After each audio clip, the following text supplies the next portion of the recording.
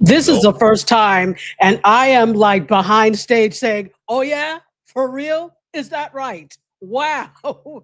There's so many things we have in common because I too am a voice actor. Oh, Beautiful. And yes, and so when you were talking about, yeah, I've been doing voice acting since like 2008, yeah, 2007, something like that. And so when you were also talking about Steppenwolf, my high school band teacher played in Steppenwolf. Wow. So Wow. we got the trivia. We got the trivia going. right here. That's so nice. Oh, and Dr. Tachi, I'm going to let you handle this part of the show. Sure. So make sure that you are tapped into Indie Soup Media. Indie Soup Media is a network that we founded that is an independent network for independent content creators. We are primarily on YouTube and we are taking a sabbatical right now, but you can actually go over there and watch shows on demand for years. Actually years, because we are now 2 years old. So there are 30 shows over there. Take a step over there and check out what we have. And how many subscribers?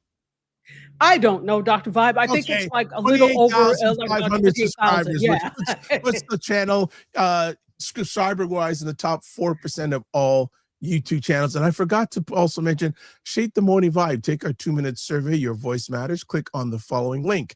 All right. I am really looking forward to this conversation because, again, media is for all three of us very much our wheelhouse, especially Black media. So, Dr. Tachi, you wanted to hang out today and talk about Black images in media 2026, where we are, where we're going. So, Dr. Tachi, where do you want to kick it off? Well, I love when you start with some questions. Okay. I think I also though want to know from the audience and the both of you where you think we are with Black media. That's not a question we often really consciously think about. So you just consume media and you may not always be thinking about it. And maybe every once in a while it crops up. But I want to know from both of you and then from the audience where you think we are, where Black images are. And it may be very different for you all in terms of Canada. And actually, here's the thing. Tell me what you think when it comes to Black Canadian media. Or I'll let Juice Man start first. Okay. Yes. I've been waiting for the time that Juice Man and Dr. Tachi have been together. And a little bit of background, Juice Man. Dr. Tachi did her undergrad at the University of Buffalo. I did. Okay. So she has some knowledge of the Black Canadian, the Canadian media marketplace, and she also has her PhD in communications from Howard. Yes. The blacker the knowledge, the sweeter the college, man. Come on. Hallelujah. Okay. Come on. Okay. I'm going to let you, and I'm just going to sit back and enjoy now. Here we go. Come on. Let's get real. Okay. The Canada over the last, let's say 15, 20 years, we have Black male news anchors, as well as Black female anchors. We have producers, we have writers, we have all those wonderful things doing media all over the place, whatever. Brandon Gonez, big up to him. He has his own podcast as well. We have a lot of different podcasts in Canada where Black images are. However, the one thing that I think is happening here in Canada that is going to have a ripple effect later on in life is people learning the proper formatics when it comes to how to do a podcast, how to do a radio show, how to set things up. Yes, there are people who have never done any formal training in it and are doing amazingly well, but I don't want it to get like how music got, especially in the late 90s. And now we're seeing it where you're having people putting out music that apparently sounds good sonically, but as far as having a bridge and being melodic and having different arrangements in music, and people saying, well, hey, I've never learned a note of music. Yeah, we know it shows. It really does, and using AI to do a lot of different things without having that base, I think, in media is a problem, because what's happening is anybody can go to the store, grab a microphone, set it up, and all of a sudden they're doing a podcast. And that isn't media, and it should not be it should not be confused as media. And why I say that is because a lot of people crack the mic, and there's a term in radio and TV where it's called swimming, where you have no idea what you're going to say when you turn that mic on. And people are commenting on things they have no knowledge about. They haven't done any show prep. They haven't done any aspect of foregrounding. There hasn't been anything. And if I use certain radio terms that most people in radio or TV or media would know, they're like, they haven't got a clue. So it's not so much the imagery of Black people, it's the content that comes out of the mouths that at times, and this is no disrespect on anybody, somewhat is forgettable and somewhat comes off with a negative aspect. 30 years, actually longer than that when I think about it, I sat in the University of Toronto with a whole bunch of other Black men and Black women from a whole bunch of different colleges. And we made a pact that we would not publicly go on well, now it's a podcast, but TV, radio, media, newspaper, and disrespect anybody within the Black community who we may have beef with or we may not agree with their opinion. If we were to do that, we would do it behind closed doors where nobody gets to see, because we know that the other media is watching us too, sitting there with the pen going, and you said what? And we'll take that little soundbite and misquote us all the time. So we have to be very careful with that. But in a roundabout way, I love the fact that there's so many Black people now in media doing their thing. The imagery can get better, but I think what also needs to happen is the content and the quality of it has to be better, so that when we do things for Black people, to remember that other people are watching and other people are also looking to make money off of us, and we should be also looking to make money off of them. Doctor of the Vibe. Well, I'm not going to go as deep as Jonathan, but what I'll say in regards to the Canadian industry, I would just like more, I'm going to say actually, period, Black content owned by Black people. Right? I would love us to control our narrative. One of the reasons I started this many years ago was to provide a safe and brave place originally for Black Canadian men to share their stories.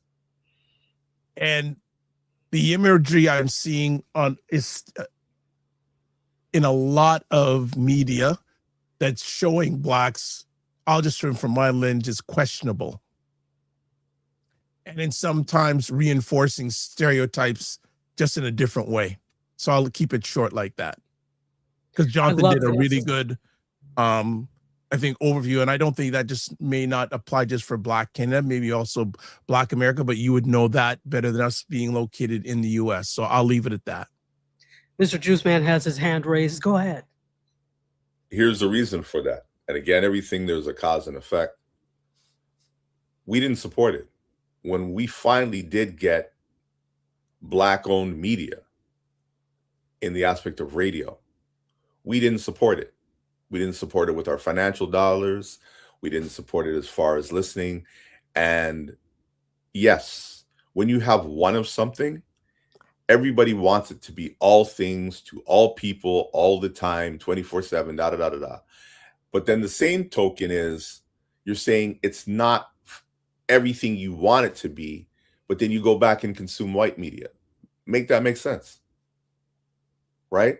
And then when somebody else owns, when it goes up for sale, Okay, you had a whole bunch of talk when it wasn't what you wanted. Okay, we'll come and buy it. And then now you're telling somebody else to go buy it. Okay, well, somebody else did come and buy it, and they don't look like us. Now they control what we put out there, right? It's happened in the States, it's happened in Canada. There will not be in this country of Canada a Black-owned radio station in this part of the world, where we are in the Ontario area. Maybe out west, we're probably going to have to buy it and flip it, but they don't come up all the time. I mean, it's once in a generation that a radio station actually does come up. And guess what? It was floundering because it does. I mean, there were 2 Indigenous radio stations that I used to work at where the community kind of same thing, wanted everything to be their way. And the CRTC said, even though every time there's a land acknowledgement in Canada, you know, it's a land acknowledgement to the Indigenous people of what we call Turtle Island, there will never be another Indigenous radio license offered to the Indigenous community ever in Canada, because 2 radio stations did not work. And that's kind of the way it is. And when you think about media, and as Dr. Vibe was saying, owning it, controlling it, whatever, I saw firsthand how much money the community wanted to spend on Black media. I saw how much money they wanted to spend on advertising. And it wasn't a lot. And I mean, everybody will say the same thing. I don't have the money. I get it. But you got to contribute something. You got to try to keep that engine going. You got to foster that thing. I know, like, I mean, people want people, whether you love them or hate them. I remember the radio station who put Drake's first single on a compilation record and what that did to the culture of Canada by having Black media. I remember Michael Baisden, the author, coming to Canada in 1996. Dr. Vibe remembers it as well too, and says, hey, I'm not going anywhere where there's no Black media. One of the reasons why it's so hard for you to get Americans to come to Canada is because you don't have anything here that's Black. Period. Now, fast forward 30 years, it's a different landscape. People now want to come here. We have the World Cup and different things. We're the 4th largest media market in North America. But again, if we don't have Black images doing Black things, owned in Black spaces, doing the culture, then all we are is just basically, you know, we're standing at the front door like we have been doing for centuries. We're, come on in, boss. How you doing, boss? How you doing? Whatever. You know, I mean, in this country, Stanley Grizel wrote a book saying, my name is not George. And it isn't. That's all I got to say. All right. Before I let Dr. Taji come in, and Dr. Taji's enjoying this. I can see she's enjoying Juice Man's perspectives. Hopefully you'll be together again in future conversations. Want to say good morning to JR Houston Jack. Says, yes, the lack of support is crazy mental gymnastics. And I want to say a special shout out to you, GR, passing 1,000 subscribers. You are now in rare air in YouTube land, because believe it or not, I think only about 10% of all YouTube channels have over 1,000 subscribers. So I know you're celebrating it. I know your wine is flowing. Go Somalia, go Somalia, go with JR Houston Jack. And also want to shout out to Laura Lala Key. I see that you have favored it. So hope you are doing fine, Lala. So Dr. Tax, you've had a break. Come on in. Okay, sorry. Okay, no problem. I have to switch earpieces because we don't want echoes. Okay, so all of this is wonderful. I wanted to sit back and hear what you all had to say. And again, if you are in the audience, Jonathan. Well, no, you too. No, that's all right. No, I love Juice when he goes in deep, and it's a good perspective. I wouldn't add it too much more. That was some good juice, man. It absolutely, that was some good. You brought the juice, sir. You brought the juice. So this conversation is so multi-layered, and for the audience members that are watching, we're actually talking about Black images and media, where we are and where we're going. But as Juice Man brought up, Jonathan Juice Man brought up, it's so multi-layered. It's not just about the images, because the images emanate from who gives the permission to tell the story, right? So we're talking about ownership, as you talked about. So, but I have to, it's not even pushback. These are considerations. When we talk about support, let's go to the support thing. I 100% agree.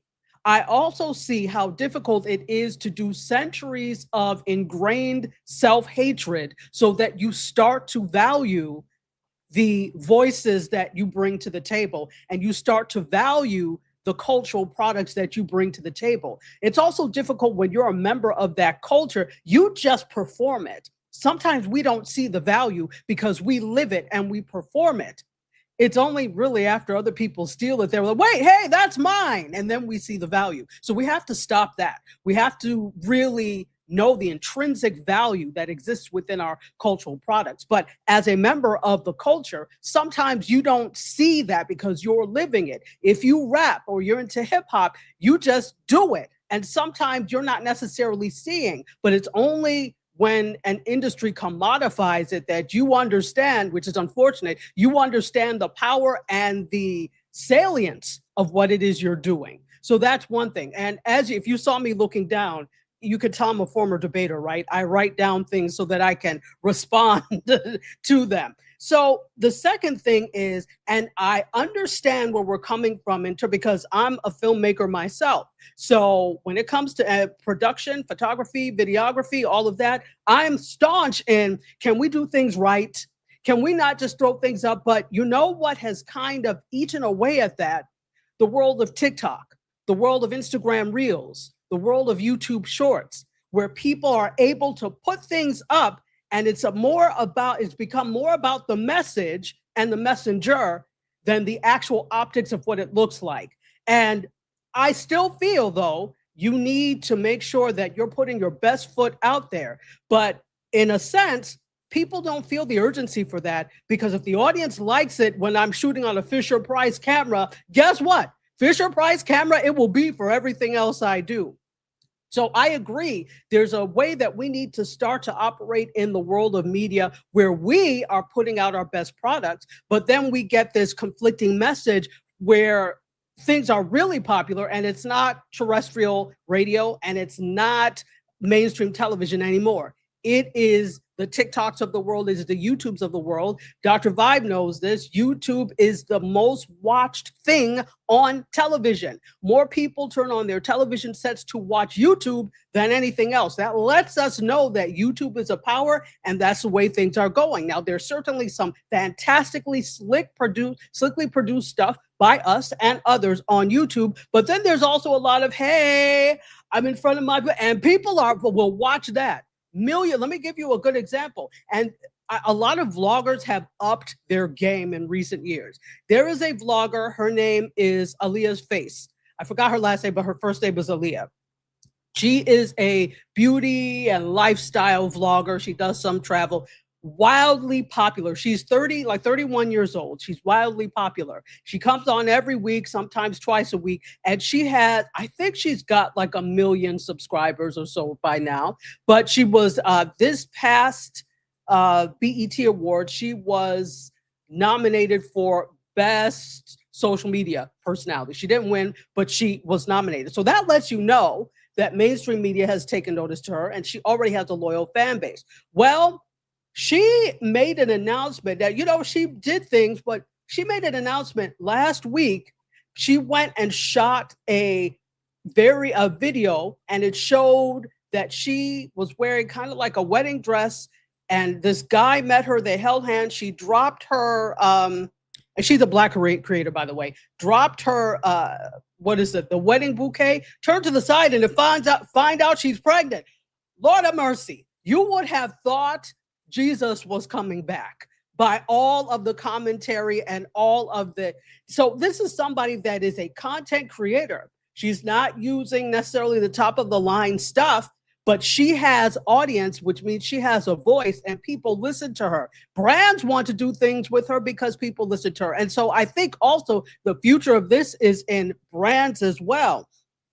So I wanted to push back a little bit of that because I believe in good, well-produced content, but I also recognize that that is not having the slickly produced top of the line content using the top of the line camera rather is not prohibitive in terms of you getting an audience, right? And I think also mainstream is starting to notice that as well. So I also wanted to ask you, Juice Man, when we talk about these things, when we're talking about having things that are produced in a certain way, and I've already said that I agree with this, but are we using a Western lens and a Western narrative to color things that we don't need to do? Meaning, and I'm not saying, because there's some junk, because there's been a tubification. Sorry to anybody who has stuff on Tubi. That's fine. I think it's fine. But there's been this tubification of content where it's like fast and not necessarily great. And I don't want to say it like that because people work very hard. They just, as you said, may not have the tools to do it. So I think there's a thing here that you need to marry understanding your craft, knowing how to do it well, with understanding what the audience wants. But are we using a Western lens, in your opinion, to frame this conversation?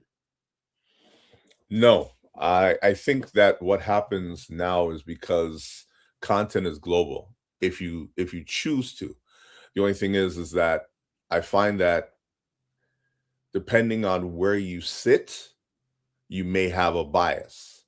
Like I come from Toronto. Toronto's very much of a melting pot, a mosaic of different ideas, different ethnicities, and we just borrow from everybody and we just kind of vibe the way we want to. Like on any given day, you can eat whatever food you want. Like just look at the World Cup for crying out loud. I mean, you got black people. I mean, in this country, it's funny. Here's what happens. We look at the teams that go to the World Cup. We're like, okay, what teams have the black people on it? Okay, that's who we're cheering for, right? And then we looked and said, oh, Japan has a black goalie? Okay, we're cheering for them too. And that's kind of how we do things. It doesn't always have to be this way. Like the show that everybody's talking about right now is The Polygamist.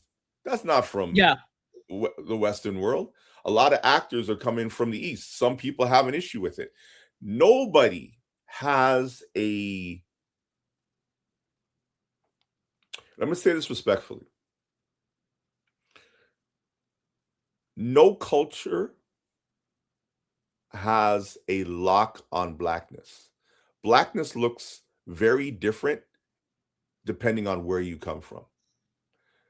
There's a Black American lens. There's a Black Caribbean lens.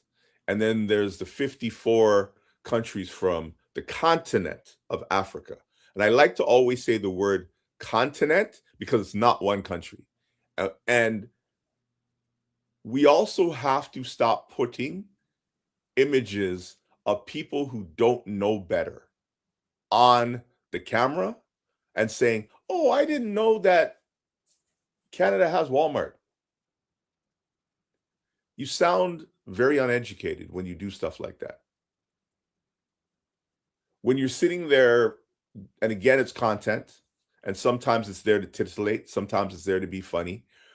I don't know when this became a trend, but everybody has to have the fuzzy lapel microphone and talk into it like this. Nothing grinds my gears more than that. You know what I mean? I go ahead. I do. I'll speak to that. Before you go further, I just want to quickly, GR Houston just says, thank you, Dr. She also says, I would love to see more Black stories, period. I just want us to share who we are, right where we are. I'm going to get you. I have a few, we're going to do a part 2 of this. So I've shut up. You two can continue. Bye. No, but you make sure you interject whenever you can, Dr. Vibe, because I think your viewpoint is valuable as You, well. you two are you two are vibing, so vibe is gonna just vibe. Oh, okay. Sit back. All right. I want Go to ahead. see. I want to see. You know what I really want to see on TV? I want to see black women be black women. I What does want that to. mean? I want to see black women be black women, not the stereotypical roles that black women. I want to see somebody who looks like my mother on a TV show. I want to see somebody who looks like my auntie. I want to see those stories. I want to see like somebody, you know what? I want to see a woman who's a size 22 and she's a lead character and men are falling over for her. I want to see that. I want to see like a father who's teaching his son how to tie a tie. You know what I mean? I want to see if you're going to do a video where it says how many men or take one step forward if your father did this for you and you see a whole bunch of black men still standing there, then let's do a video or a story about the black men who overcame not having that person teach them, but now are going back and teaching their children.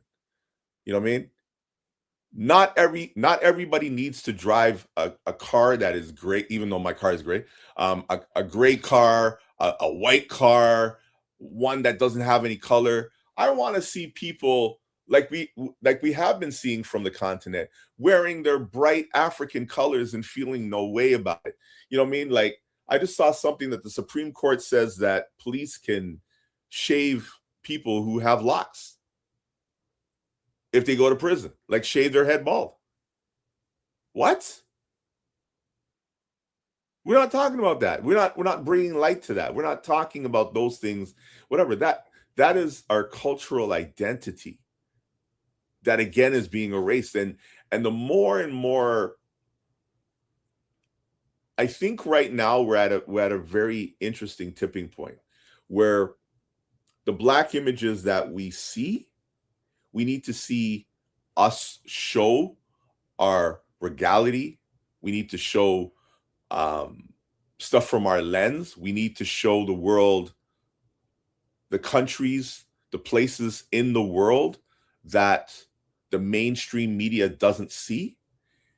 Instead of, and I'm going to be careful on what I say, spending the time sometimes too much, and I've done it, complaining about the things that the world has taken away when there's so many things that we're still doing. So I agree, but I'm going to push back a little bit because I contend that we're already doing a little bit of that. Okay. What you're talking about is YouTube.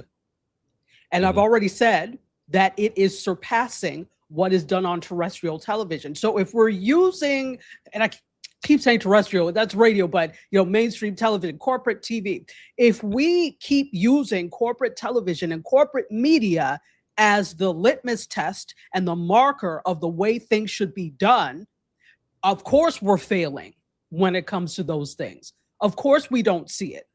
We've been indoctrinated, and when I'm saying all of us, but particularly, Black people, we have been indoctrinated into this is the way good television looks like. This is the way good radio sounds. This is what you have to do to get there. And I talk about this all the time. In 2018, I volunteered for a pitch summit in Atlanta.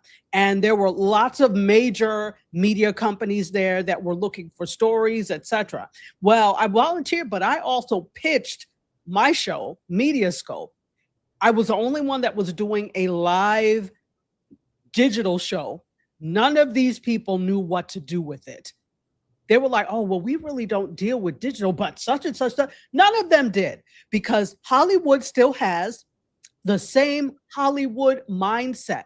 The only reason they're coming around to social media is to try and glean the popularity of the people who have, a following there, because it's not about wanting to grow on YouTube. They're trying to bring these people over to their platforms so they can grow. They're hoping the same thing with was it The Breakfast Club or whatever, and getting that deal with Netflix. They're like, oh, well, we want them, exclusively over here, not knowing who watches Netflix for podcasts. That's not what we know you for. We know you for movies. So the thing is, they think they're all experiencing this halo effect, meaning that because they're an expert in one thing, they think that it overarches, there's a huge halo, and they can be experts in other things. But that's not where people are. And it's as if, did you ask anybody, number one, if this is what they want? Number two, if this is what they're doing? The people who had it almost close, but they gave up when they didn't make it after 6 months, was Quibi. Do we remember Quibi?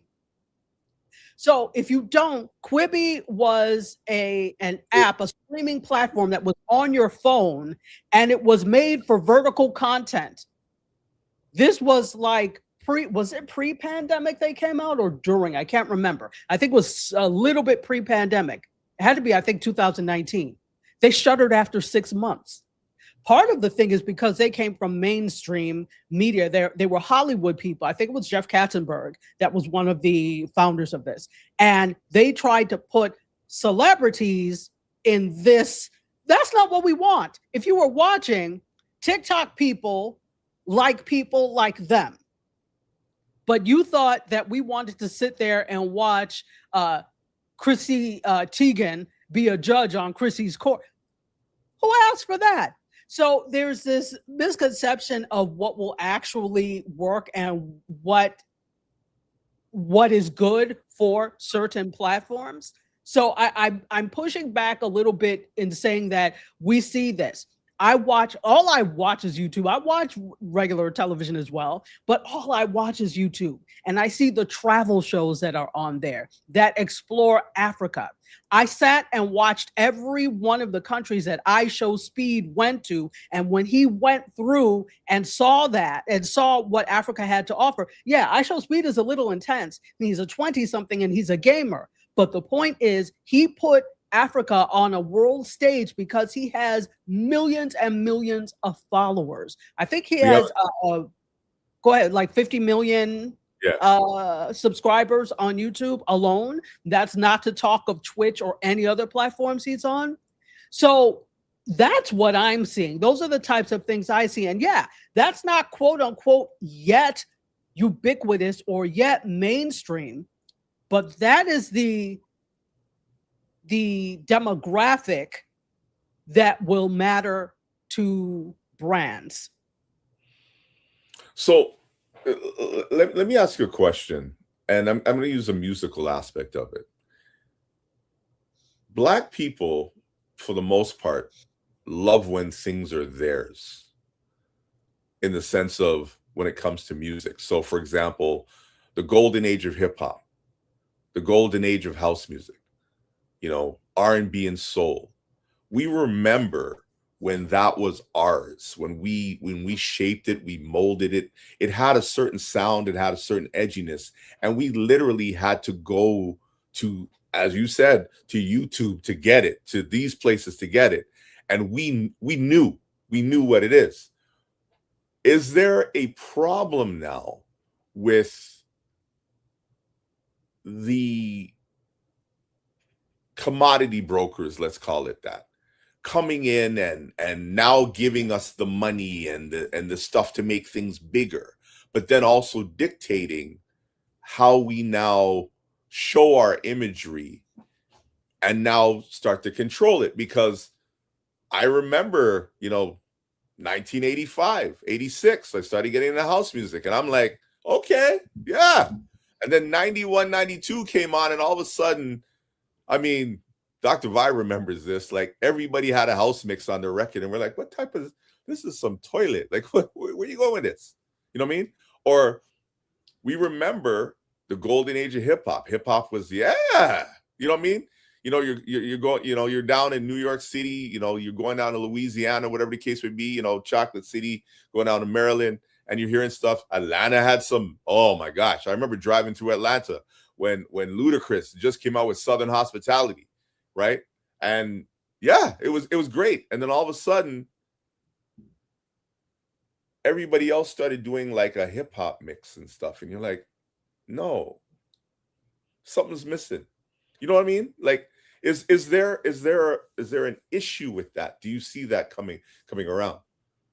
There's always a problem when there's, quote, venture capital that's involved. Let's look at businesses, right? So let's look at let's take black hair care, because I've been watching a lot of videos on this lately. Whenever you have, for the most part, a huge company like a L'Oreal, like a Procter and Gamble, like any of these companies, and L'Oreal is a big one that has done that has acquired companies that are catering to black hair textures. They buy it for XYZ. Obviously, they leave the founder and some of the board on for a while, sometimes indefinitely, sometimes just a little bit of time. But then people start complaining about, this doesn't work for my hair anymore. It's like change. And you hear that over and over. Well, because they weren't there to be your friends in the first place. They were there because they saw something that was popular and that would make money and that already had a following. And now we want to 10x this. We want to make more money. So I start to cut corners on ingredients. So rather than that expensive essential oil that I may have used to use, maybe now I use something that's synthetic.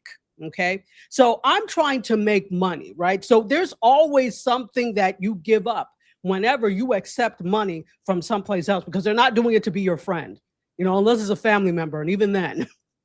So if we use that same example and look at media, whether it's music, whether it's television, whatever the case may be, yeah, if you're taking money, you're taking a deal, you've got this big deal from someplace else, obviously they have a little bit of a say, unless you have really rigorously put this in your contract and said, no, I'm not doing this without XYZ. There's always something you give up, because here's the thing, they are trying to make money. So I think there's always something that is given up. There is always something at risk when you take, quote unquote, venture capital. And in the case of media, so I keep mentioning YouTube because I really see that as, it's TV now, but it's definitely TV in the future. The problem is too many creators on these independent platforms are doing what they're doing because they're trying to get to mainstream. So they're using this as a platform or stepping stone because I'm trying to get, I watched a creator who was really, and depression is a real thing, but was really depressed because he had been pitching stories after stories after stories to make, and it didn't go through. He's great where he is. So it's almost as if we're chopped liver. Those of us who have followed you and subscribe and do things, it's as if we're chopped liver and you're just using us as a placeholder till you get to the quote unquote big time. That's the problem too. It's also the creators. It's also the fact that you think that this is just your little YouTube channel. This is just till I get to what's on. No, treat it like the business it is. Treat it like the television station it is. And you will see you'll have, and in fact, it's a better deal because you go direct to consumer.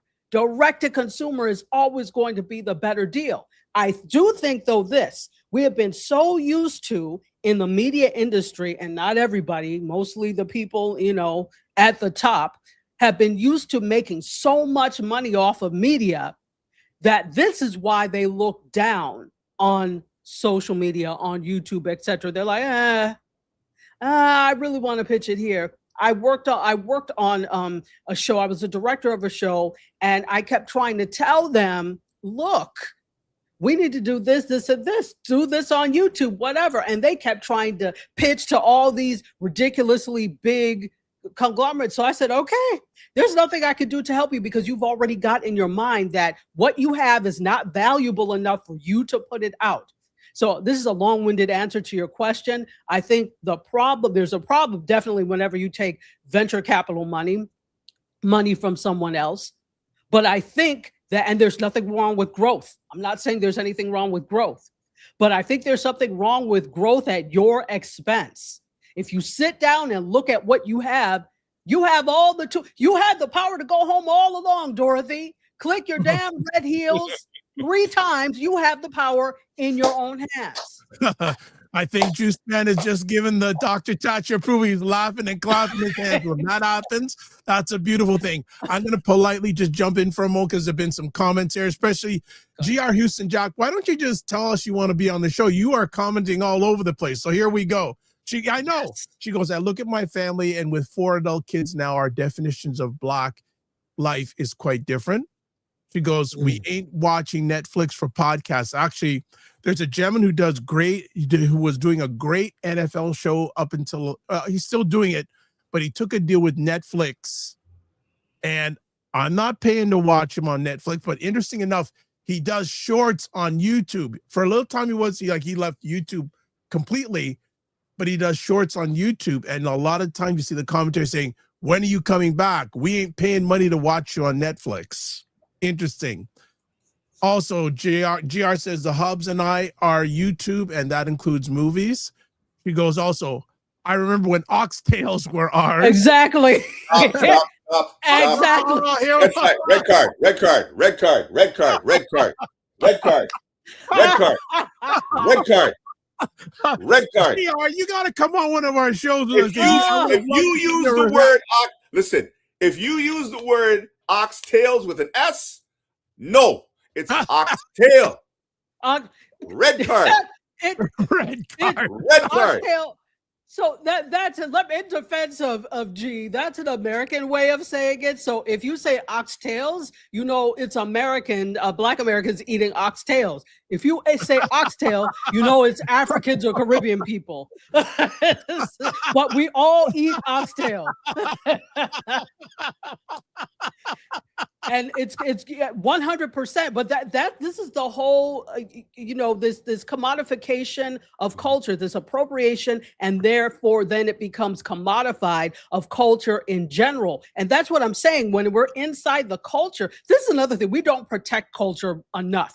When we're inside the culture, we're so in it that we're not thinking about how special it is. And here comes, Shea Gray Poupon and wants to start making oxtail. And then it becomes $17 for one piece. We have to protect our culture. Sorry, Dr. Vibe, keep reading. No problem. Dr. Tachi, if I can interject, let me just say this, okay? I love YouTube. I love social media. But Dr. Vibe can attest to this. There was a time when you could go to a place in Toronto called Kensington Market. Yep. And they would give you oxtail for free. They didn't know what to do with it. They used to give it for free. You'd get boxes of it, whatever you want. That and chicken foot and even chicken wings. They just give it away. Wings. They didn't know what to do with it. Right? And because we're like, oh, you want to give us that? Okay, fine. We'll take it. No problem. They found out that they could make money from it. To the point now that oxtail is so expensive that they're substituting the oxtail for kangaroo. Yes, I read that. And on top of I know oxtail is made by about 5 or 6 different countries. There's a video floating around on YouTube where they actually did show how different cultures throughout the Caribbean actually make oxtail, and it's amazing. And we all do it differently. Some make it more of a stew, some make it more as a meal. But just don't put the S on it. Don't put it. That's all. Okay, I'll jump back in. JR, we love you no matter what. I believe it's a fine dance to maintain your identity when accepting outside funding. She also says, yep, that darn 10X is the worst. It would be great if folks stayed true to why they created and what they created. Hey, Carlos Phoenix. Exactly. Carlos Phoenix. Here. Also says, it's definitely time to think outside the box. It is a lot more affordable than it used to be. Well, I say you can think in the box. You don't have to wait till outside the box. You can think in the box. Also, we have Good morning, Dr. Tachi. Listening, enjoying the show as I get ready for work. Sava says that. And JR says, I'm a proud Southern Black American. My granddad added S to everything. That is good. But I know she also has one or two questions. Folks, we're doing a part 2 because I have questions. I'm not even going to touch it because the conversation is so rich. She goes, if the idea is to tell, capture, and share more Black stories, do we need criteria for what the story looks like? This is excellent. I think that because we operate in a space of now, okay, let me go back. I think that depends. We always need for a criteria for uniformity because humans sometimes only understand things in a certain way. I think this is why we have formats. We have formats in radio. We have formats in television. We even have formats, in the digital world, obviously. But that's because people have been used to formatting, and so they know what to expect when you get this. Okay, I see 2 chairs and 2 microphones. 2 people are probably going to sit there. It's going to be either some type of podcast or talk show podcast. I know this. I'm guessing it's probably going to be an hour or so, right? So that criteria has been set up. So we know in psychology, this is called schema, right? So these schema are set up in our heads. So we know how to act upon this same situation when we see it again. So if you know somebody likes talk shows, if you set things up in a talk show-ish type way, you're going to attract the type of people that like talk shows. But this does not preclude you from doing something different, or as Mr. Juiceman said, thinking outside of the box. Because after a while, we get tired, we get bored, we want something new. So if you're able to take that format that's already set up and think outside of the box and do something different with it, you are not going to only attract those people who are tired of the same old, but like talk shows. You're going to attract people who never even knew they liked talk shows because you've done something a little bit different. So that's in terms of format / criteria. But also has been brought up, Black stories are stories in general, but Black stories are told differently depending on where you are in the world.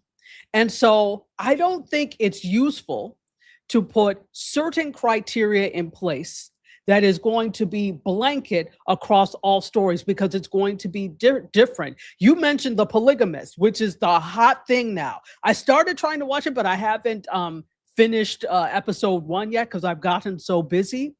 But by and large, The Polygamist still follows a very Western format when it comes to things. It's not anything that we're not used to. And why? Well, it's Netflix, and they've put out the criteria for what things need to look like. If you go to Netflix and you say, hey, I want to have a show on Netflix, there are certain criteria that you have to meet before they even take a look at you. There's a whole list of cameras that you have to shoot on. And if you shoot on anything outside of that, they're going to say no. So that was part of the reason when I bought the camera, I did that because I said, perhaps if that was a direction I was going to go, I have the camera already. So there is already a set of criteria that is set up depending on what media company you're looking at, depending on what culture it is. But, outside of that, for The Polygamist, outside of that, if you look at other stories that I haven't really seen a whole lot of other stories that South Africa has done outside of Netflix. So I'm going to go over to Nigeria. Nigeria does what it likes when it comes to things. It's and Nigeria has a huge production industry. Nollywood, exactly. So in terms of order, it's Bollywood, Nollywood, Hollywood, right? But South Africa is really starting to creep up in there in those top 3, as is Ghana and lots of other places. I would love to see Senegal come back because they started all of this. But there actually is some videos actually coming out from those countries. They're actually there's one that they were showing that they were talking about the ore that they use for the batteries, like Hmm. for the batteries and stuff like that, and how much the what was it? It was at the film festival this year. It was at the Real World Film Festival that they showed one of these movies. But the funny thing is that the mainstream media again won't see it. But I would love for them to put it up on a YouTube or something of that nature, because there's a lot of videos that where they show it was a story how they're mining the ore used for the green stuff here, while the people over there are suffering. Like this one guy, he had to pay a bride price for his wife, but he never paid the family.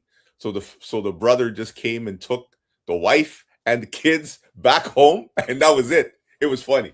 Like, I mean, it was a part of the story, but you would never see that from a Western lens, like bride price. You got to pay for your wife. What type of foolishness is that? But that's still a part of the culture. But they framed it in such a way which again is different, but really exciting at the same time too. No, that's amazing. That's I love to hear that, because one of my favorite filmmakers is Ousmane Sembène, the Senegalese filmmaker who's passed away now. He passed away in the early 2000s, but he was one of my inspirations to get into film. And certainly we all have different even within Black cultures, there are different lenses. Even within Nigeria, the way Igbo people would tell a story is not the same way Yoruba people will tell a story. So it is vastly different depending on where you go. But I wanted to speak to your point of this, and this speaks to our larger point in terms of distribution and things like that. We still use a Western mindset when it comes to things. And this is why. Not just in terms of the style productions we do, but even when and where it's shared. So there is a rule from most film festivals that they do not want you to put your films up on places like Vimeo, YouTube, etc., if you are running the festival circuit. So there are lots of films that we may not see for a while, if ever, because they don't want you to have them up there. So the film festival, and I love film festivals, but that's still a concept that is, and not all the way westernized, but it is. The exhibition, the commodification, the purchasing, that whole thing is a westernized concept. And we buy into it because we're like, oh, well, we can't put our stuff anywhere else because we're trying to run the festival circuit. Now, after you've run the circuit, then you could go ahead and do that. But then again, it puts them first. And I understand, because you want wide recognition, but I'm going to tell you this: you could reach more people on YouTube possibly with your work than you could ever at Cannes Film Festival. Remember, these film festivals are even though it seems like lots of people are there, at the most, okay, if you get 10,000 people at a film festival, that's a lot, but millions could see your stuff elsewhere. So we have to start looking at the bigger picture. And you know what it is, because Black folks, people in general, but Black folks, we love pomp, circumstance. We love title. We love laurels. We love all of that type of stuff. And you don't get that when you put your stuff up on YouTube by yourself. You don't get those types of accolades. We want that because for some reason, it means our work has made it. Not necessarily. And we have to stop, even though I think it's wonderful to be recognized by your peers and wonderful to get these accolades, but that does not make your work any better or any worse than anyone else. You were going to say, I'm sorry, Juice Man.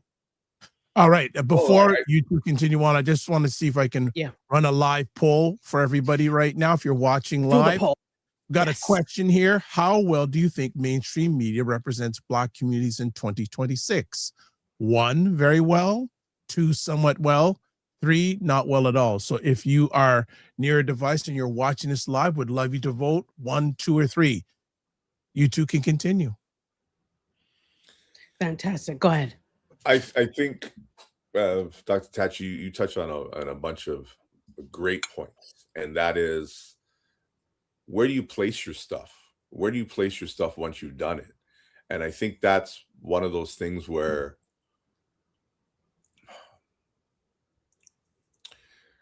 you said something that's something that I say. You're probably one of the members of my family that, you know, because you said black people love titles. Oh my gosh. Have you ever we love, oh, nothing grinds my gears more than trying to leave somebody a voice message. And it's like, okay, hi, you know, my name is Jonathan Shaw. You know, I'm director of Biggie Smalls, Tupac, and Wu-Tang Clan, but I also do Booyah Tribe and Ice Cube with my iced tea. Please leave me a message at the tone, and I'll return your call in 48 hours.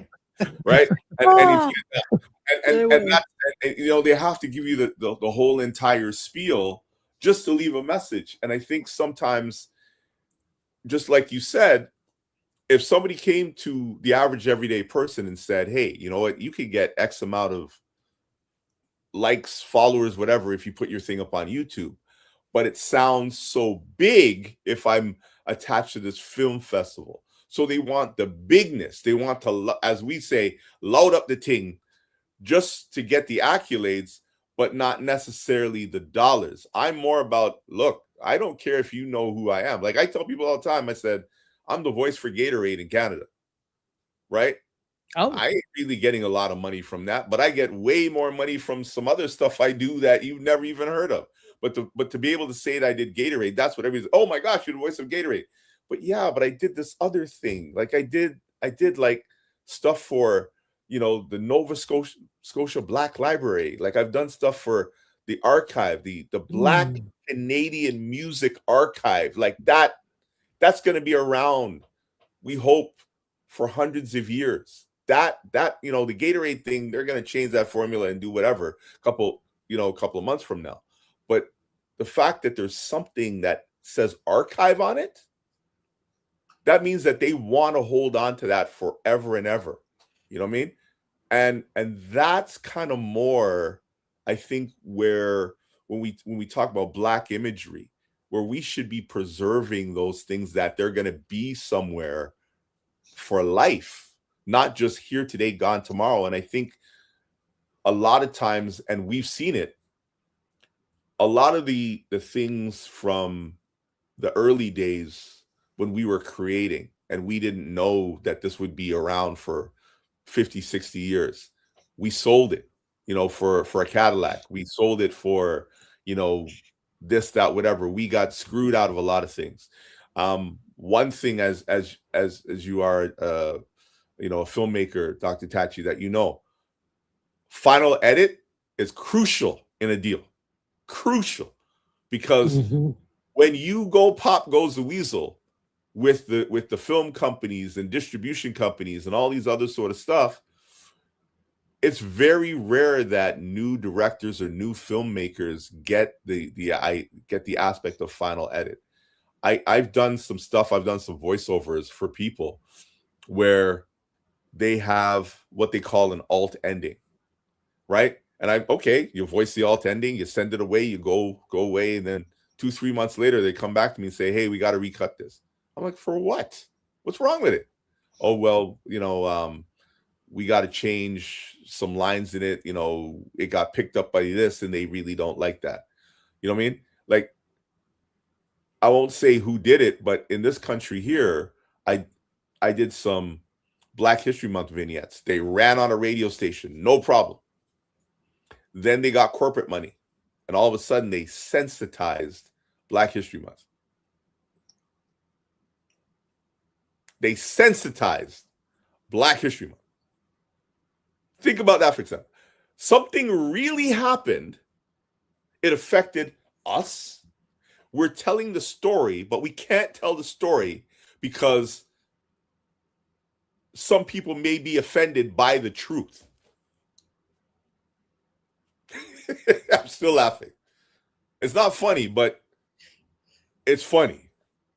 So when you talk about telling stories, we can't even tell our story because somebody has a check saying, you can't put that part of the truth in there. And people who went to it, who now go to see it, are like, why'd you leave that out?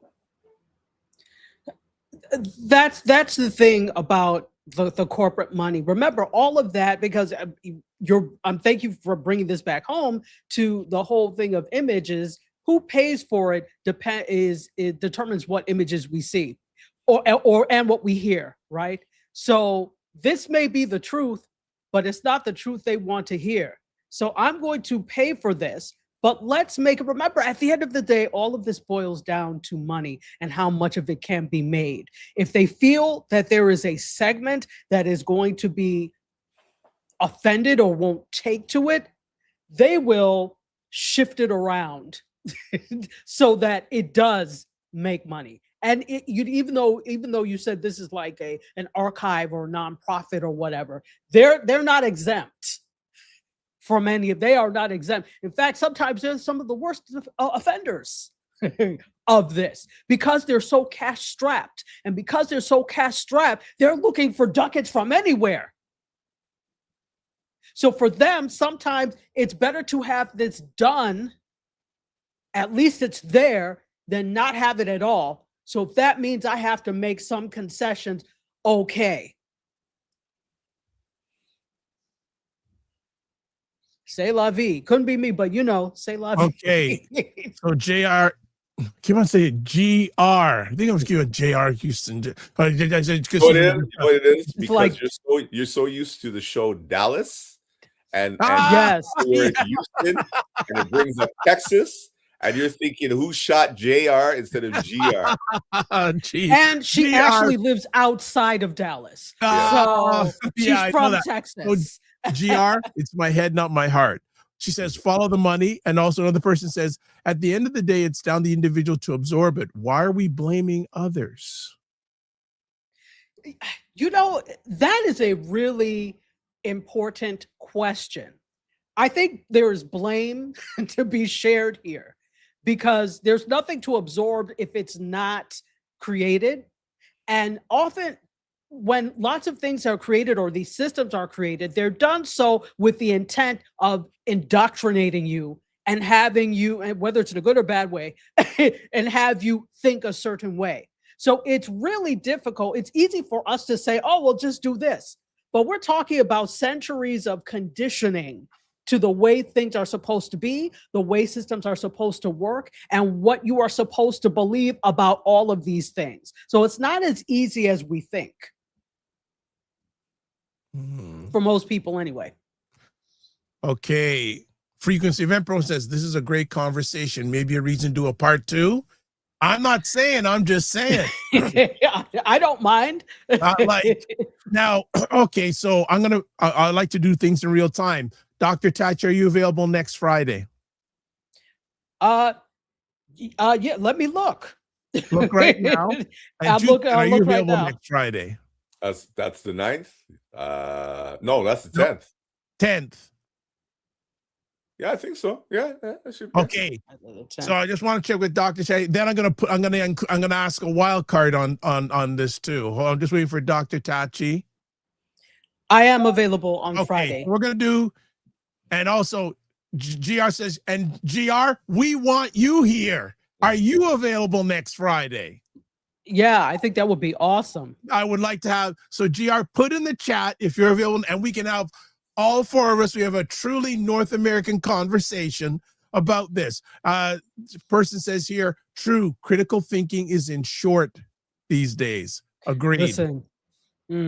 Agreed. Especially here in the US. I'm gonna ask, I'm gonna ask a conversation piece here, and then we can end it because there's so much more to chat about. But here's a question for all of us. When we're seeing more black faces on screen these days, how different is the story when we look at who is writing, directing, editing, and owning the platforms? So can I ask, when you say how different is the story, you're talking about the actual physical story, okay, or the story of, sorry, go ahead. Let me go. This is to distinguish numerical representation, more black characters, from the narrative power and decision making. Okay. So your question then is, how different is it?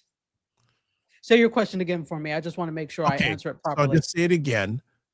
We're seeing more black faces on screen, which that's even debatable these days, but we'll leave it at that. How different is the story when we look at who's writing, directing, editing, and owning the platform? So what I'm saying is,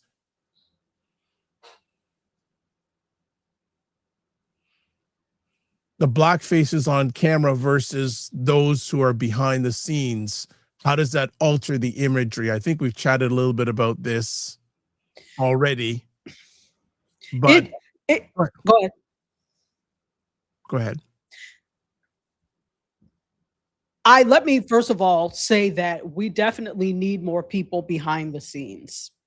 I think there is this striving, I'm making a word now, strivation. That's not a word, but I'm making it one. There is this strivation to be seen. You know, the title and being seen, you know, we brown folk love that.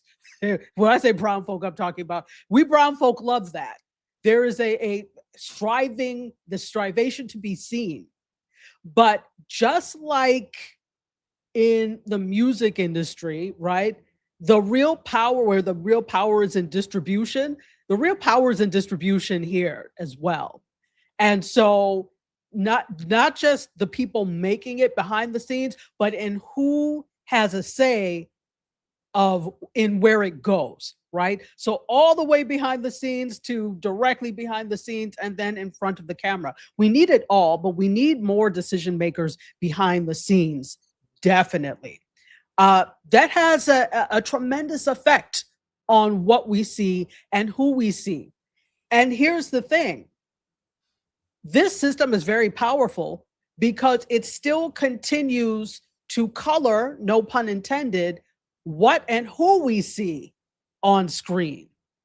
Because we've been indoctrinated in a system where people should look a certain way. This is a certain type of person that's acceptable. These are the acceptable stories to have. We continue to perpetrate such. We continue to make such stories. So we do see other stories and we do see differences. But if we're talking mainstream here, if we're talking mainstream media, we start to see the same thing because that's what gets accepted. That's what gets greenlit. It is, first of all, let's talk about Hollywood and media in general. And I love people. I really do. I love brown folk. But brown folk, if you don't stop begging people to be put on, I don't know what to do. I don't know what to tell you.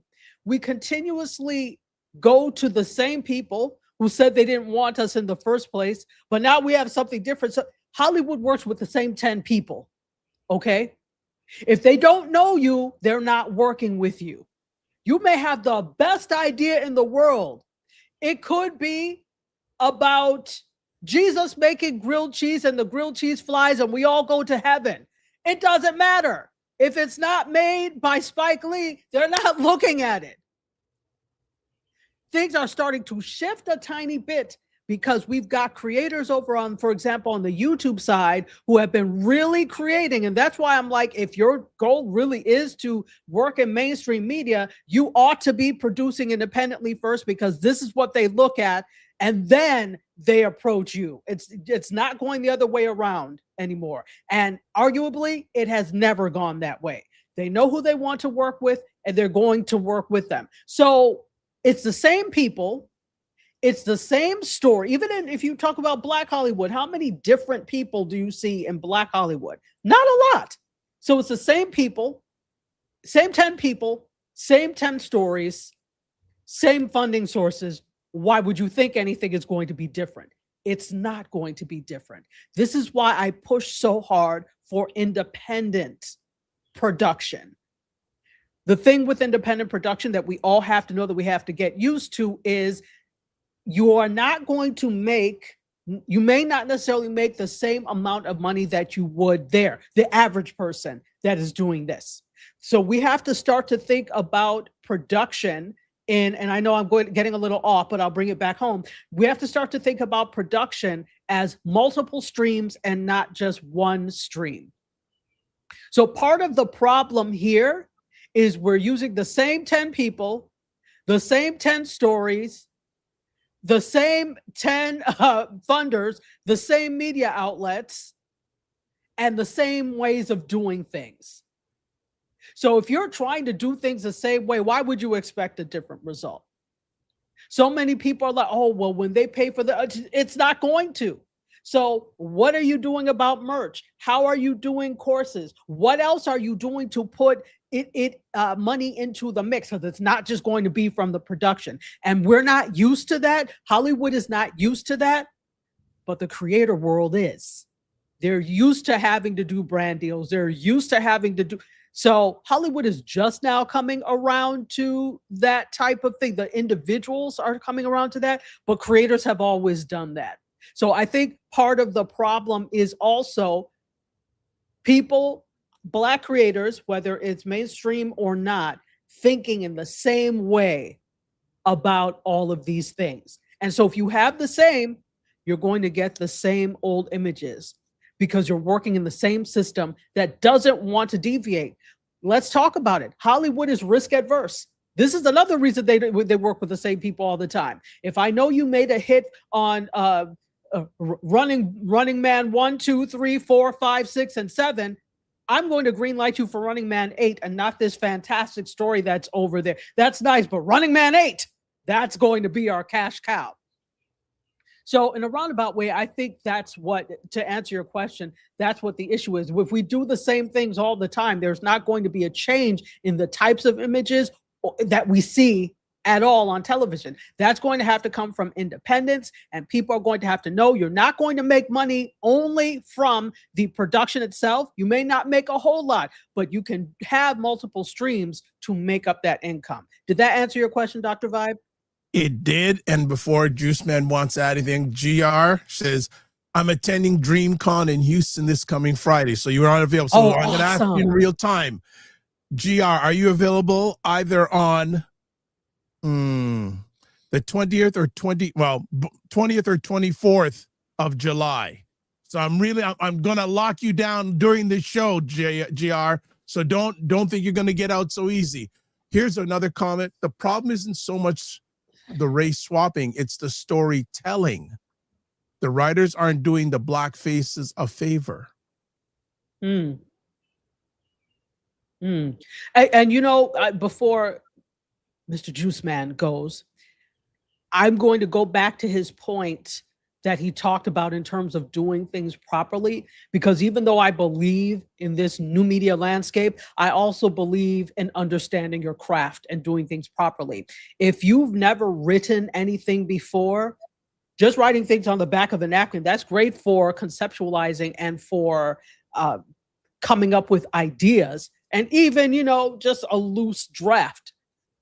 But you have to understand the way things work in order for that to be good. So a lot of people don't understand writing. I'll be honest, I can write the hell out of something, but it does not appeal to me to be in the writer's room of a television show, because rewrites, I'm not doing that. I don't want to do that, but I know I can write. So there are probably a lot of people like me that don't want to take the time to do that. And they just go with the first draft of whatever. But for something to be good, you have to do a rewrite. I looked at a script that I have and I thought it was good at the time. I looked, I was like, oh no, I need to redo this. This is why rewrites exist, right? So the writing thing is a little bit of a catch-22. Okay. Juice Man, you're wanting to add? Definitely. Okay. Actually, I'm going to stop you just before you start. Just your permission. GR goes, tell the truth, Dr. Vibe. She goes, and we're done with Running Man and the Gremlins. and she says she's good for the 20th or 24th. So both of you tell me before we end today, are you open on the 20th or 24th? Because I want to lock this down before we end the show today. Okay. 20th is a Monday, right? Yes. Yeah, that should be good. Yeah. Dr. Tatch, are you good on the 20th? Yes. Okay. JR, lock it down. The 20th, we're doing part 2 of this. I'm happy. Gonna get you on and we can introduce you to the Dr. Vibe family. All right, Juice Man, do your thing. Let's talk. Let's. I'm gonna bring something up and see if Dr. Tachi understands this. Okay, let's say for example you are writing, or somebody is writing a story about a Jamaican household. There is a man sitting at a table. He's about 58, 60 years old. He's like the uncle type. Okay. What is he drinking? Red Stripe. Dr. Vibe? I wasn't fully listening to you because I was just doing something in the comments. Okay. There's a Jamaican man sitting at a table. You're writing a story. Okay. It's dinner time. What is he drinking? Ray and nephew. Exactly. Everybody's going to say Red Stripe, but if this isn't sitting on the table, he ain't a Jamaican. If this isn't in any shot, he's not a Jamaican, right? And how you know that is because you actually went to a bunch of Jamaicans and you asked them that question when it comes to your writing. And when other people are writing our story, how do you have Bob Marley and the Wailers, the movie, and this never appeared in the movie one time? Nowhere. There was not, you know what I mean? Bob used to like blended drinks with his blender. He's always using his blender, blending up drinks. I didn't hear that blender go off once in the whole entire movie. So there's certain, and again, these stories get greenlit and whatever, and you leave certain things out, but the nuance of the culture, that's why, as you said, YouTube would show that. Other places would show that because it's a part of the culture. So when it comes to writing, when it comes to all these things, it's not just the story, it's the nuances of what is there, right? How are you having a story about, let's say, Black women getting ready to go to work and you don't have a mom, using a hot comb on the stove, hot combing that child's hair and the smoke going off, you know what I mean? And even going, whatever. These are part of the things that we do. How is somebody answering the phone in a movie and a Black woman's not wearing a bonnet? How are you having a story and there's no bonnet in the story, guy? Right? Well, it depends on what type of day she answers. You know what I mean? But I'm just saying, like, there's certain things that are part of our story, and there's certain things that are part of our culture. There's certain things, whatever. So when it comes to writing, if the writing doesn't have we on that side, and the directing sometimes doesn't have we on that side, there is always going to be pushback from the actors going to say, as much as you're giving me this story and it's supposed to be about our culture, we don't talk like this. We don't act like that. You know what I mean? And then our story has to go, after it's done, to the Brady Bunch. And they're going to sit down and pick it apart because their vision of our culture is different than how we look at us, because they're looking at it from a different end. Like, I remember trying to voice commercials that had a Jamaican accent. Okay, I was born in Canada, but my parents are Jamaican. It's easy for me to do a Jamaican accent of a certain thing, but they don't want me to say Walter. They want me to say Wata, because that's the only Jamaican accent they know. When they're, again, depending on where you are from the United States of America, you have different dialects, you have different vernaculars depending on where you are. Somebody may have more of a Southern drawl because they're here, but people from Atlanta, even though they're from the South, sound way different than people from Texas. And those little nuances, even though you may have a dialect coach with you, it still may not be the right flavoring. Same thing with an African accent. There are 54 different countries, of which 5, 6 speak English. The rest of them speak French. How are we not putting that in the dialect when a story is being told? So again, storytelling is one thing, but the story also has to have those cultural elements where that when people look at this movie or whatever you're putting out, they say, you know what, this is a real thing. And come on. I mean, we joke about it now, but it wasn't a joke back then. Marked for Death, Belly. Both centered in the same city, but Marked for Death had Jafaican accents. Belly had Louis Rankin. I rest my case. Jamaican. You know, and I agree with all of this. There are nuances to culture in general, to the foods that are eaten. I mean, and you talk about Africa, it's not even just 54. Because remember, before these wretched colonizers came, there were no borders. You just had separate ethnic groups, separate kingdoms. So the way Igbo people sound and speak is different from the way Yoruba people speak, different from Hausa, different from Ibibio, different from Edo. Different. There are like 250 Ashanti, different dialects, and exactly. So there are so many different. But guess what? They don't care. They only care that they can fake it enough that people will buy it and accept the story as it. They could care less about the what is the alcohol? Lee and Parents, what is that you had? Ray and Stevens. Ray and Nephew. This otherwise known as Whites. Whites. Ray and Nephew. Yeah. Ray and we joke about it. We say Uncle Ray and his nephew. Ray and his. They don't care about Ray and his nephews, Uncle Ray, they don't care.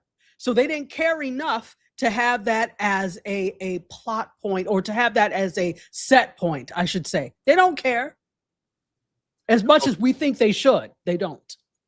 So GR says she has the 20th locked. So people, if you're watching this live on the replay, we're going to be doing part 2 on the 20th, and we're going to have GR because she owned this show today. She's got her oxtails redemption. She goes, I got my Ray and Nephew. So all right. So there's love back in the house. Ray McMillan says, good morning, folks. Great point, Juice. There are some nuances that are so specific to who we are and what we do. That Ray, W-R-A-Y, brings authenticity. And GR says, great points, Juice Man. I'm going to make a suggestion. I think we should end it here today, because we're going to have a part 2. And like I said, I'd even touch, and I know, Dr. Tachi, you got to go back on another platform in a few minutes too. Correct? Good Lord, I forgot. Yeah. Exactly. Yeah, I watch you back. You know, I always tell, I have to promote Dr. Tachi. I'm watching her back. So I think, and I know, Juice Man, you have stuff to do also. Yeah, I got to do a couple auditions. You got to do a couple auditions. So I think we're going to leave it for that today. Any last comments? And also to Dr. Tachi, if you can, what's the best way for me to contact GR? Because I want to get her bio and stuff, because I want to get the next show posted sooner rather than later. Oh, you know what I'll do? I will go ahead and do, after this, before I hop on the other one, I'll do an email. Yeah. So GR, if you're watching this, I'm going to be sending an email. I'm looking to get your bio so I can into it, because I want to get this post up sooner rather than later so we can promote it on all our platforms, because there's been a great response to all of this today. And she says, this was wonderful, Dr. Vibe. Thank you. Well, don't say it was not me. It was more Dr. Tachi and Juice Man, but I'm just so happy. I said, I think they're going to vibe well together. Yes, they do. Yes, they do. Any last comments before we jump off the show today about our subject, Black Image in Media 2026, where we are and where we're going? Any last comments? Go. I know you do. Go ahead, Mr. Juice. The only one I got is this: love Black women from infinity to infinity. End of discussion. Oh. I like that. Like that. Dr. Tachi? We have to start valuing our power as production houses. Each one of us is a production company, and we have to realize that. The reason that the system persists as it is because we don't understand the power we have when it comes to that. This time now is so different than when it cost thousands and thousands to buy a good camera. You can actually get something for a few hundred and throw something up on YouTube. Not throw, but put something up on YouTube. So recognize the power that you have as a production company, but don't just throw anything up there. Learn the craft, understand audiences, and build a community. All of this, the reason Independent is winning now is because it's about building communities and not just putting stuff up there. You interact with that community and they know, like, and trust you. So start doing something, build that community, recognize the power you have as a production company. Well said to end off everything. I love that. And just to show our poll, and there was others that are going to put up, I'll save them for next time. So how well do you think mainstream media represents Black communities in 2026? 50% said somewhat well, and 50% said not well at all. Okay, that is that. Let me just see if there's any more. And Dr. Tachi's definitely in the house when you see cool beans.